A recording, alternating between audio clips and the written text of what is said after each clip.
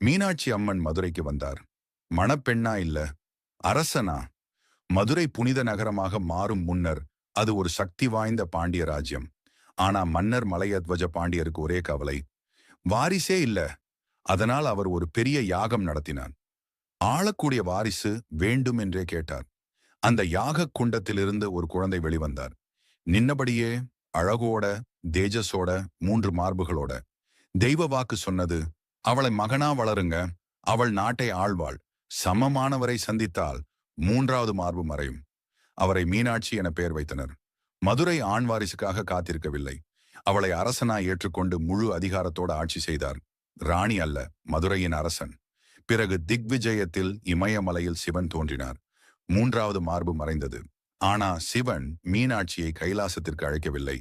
மதுரைக்கே வந்தார் சுந்தரேஸ்வரராக. இன்றைக்கும் மதுரை கோவிலில் முதலில் வழிபாடு மீனாட்சிக்கு மட்டுமே. ஏனென்றால் இங்கே அவள்தான் அரசி.